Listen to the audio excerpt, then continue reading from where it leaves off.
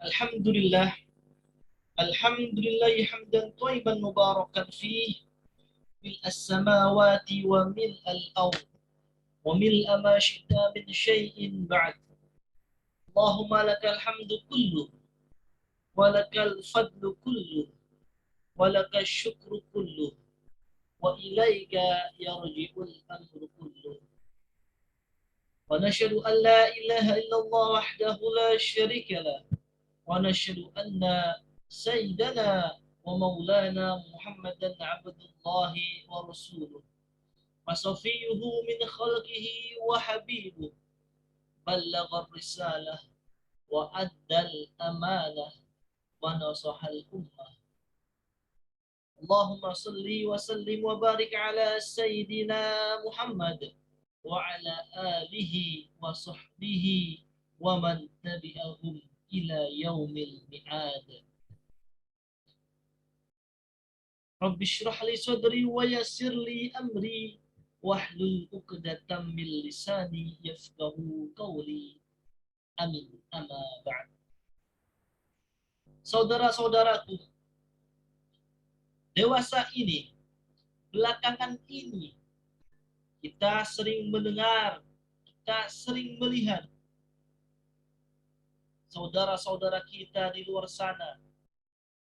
Mereka berpikir bagaimana caranya tubuh ini tertidur, tubuh ini istirahat, tapi uang terus mengalir ke rekening kita.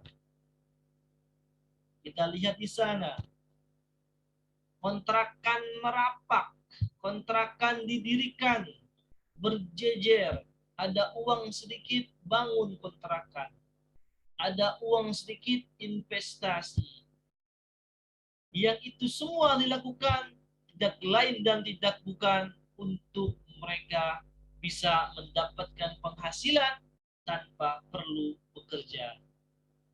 Dengan kata lain, saudara-saudara kita yang seperti itu, mereka berpikir, mereka menginginkan tubuhnya istirahat, tapi pemasukan terus berjalan. Tapi income ke rekening, tapi uang terus mengalir kepada dia. Itulah hari ini yang kita lihat. Kebanyakan dari kita berpikir seperti itu. Mereka seakan-akan lupa bahwasannya setelah kehidupan dunia ini ada lagi nanti kehidupan yang kekal abadi, yaitu kehidupan akhirat.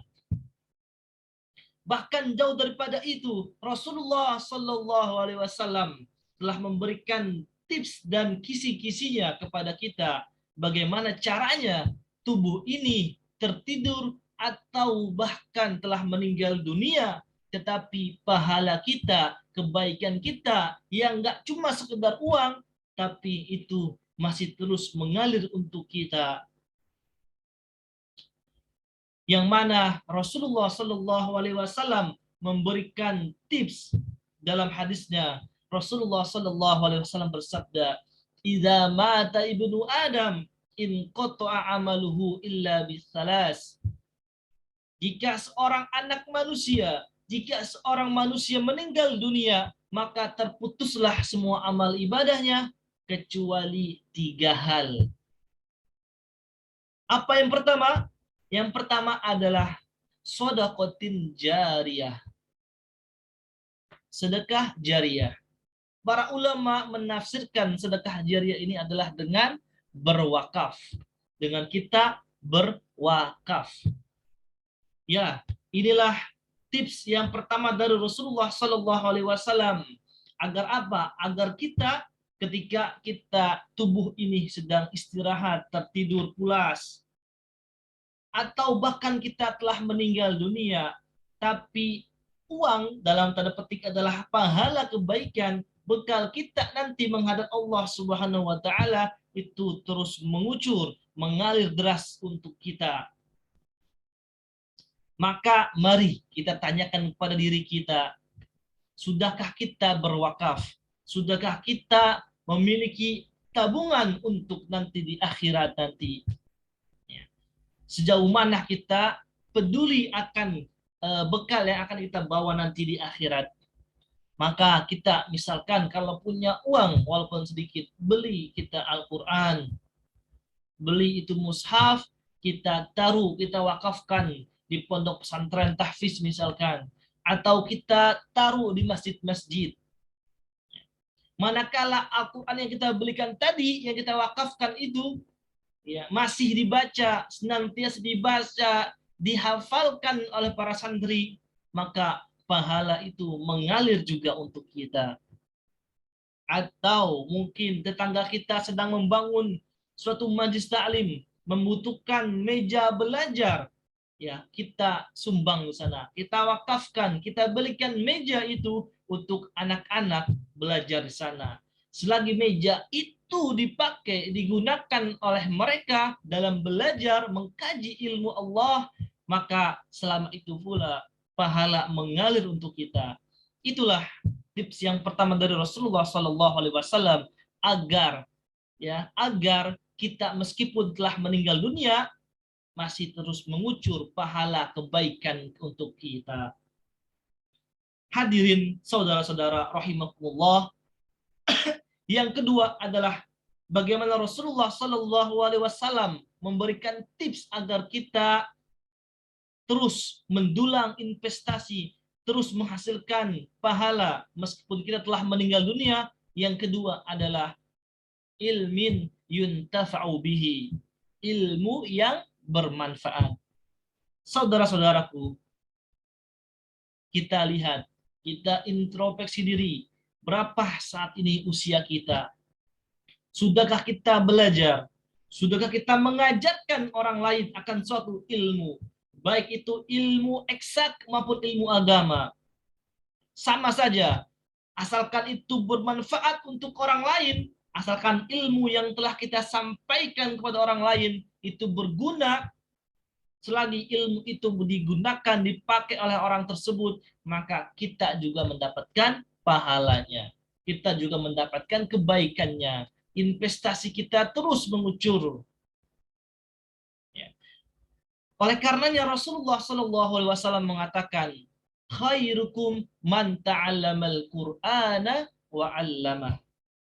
Sebaik-sebaik dari kalian adalah yang belajar Al-Quran dan mengajarkannya. Itulah fase seorang manusia.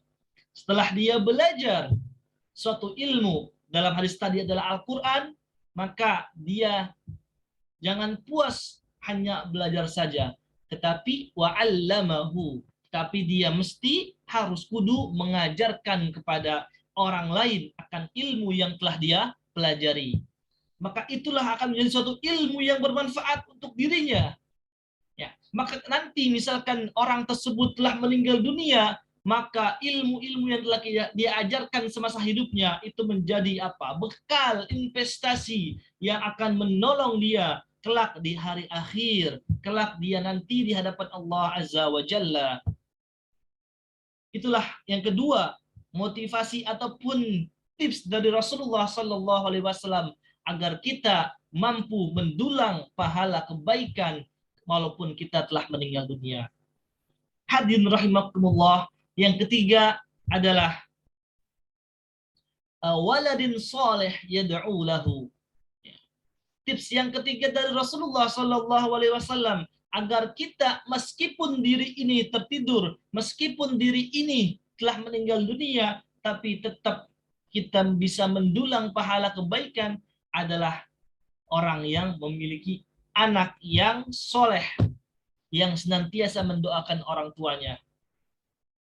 Para ulama menjelaskan tentang ini, ya tidak terbatas hanya untuk anak biologisnya, tetapi anak biologisnya pun juga berlaku.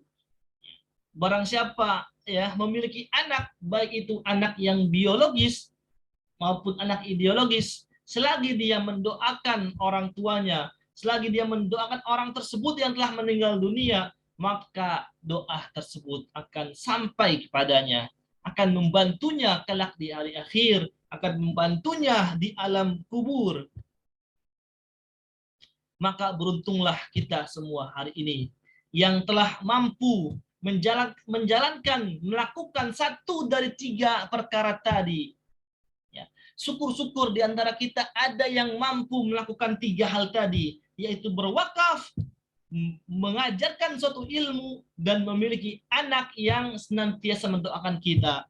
Maka beruntunglah kita semua yang punya 3 hal tadi.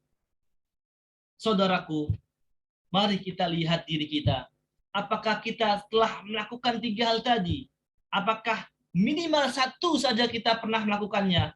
Iya atau tidak? Mari kita tanya ke diri kita masing-masing. Mari kita introspeksi diri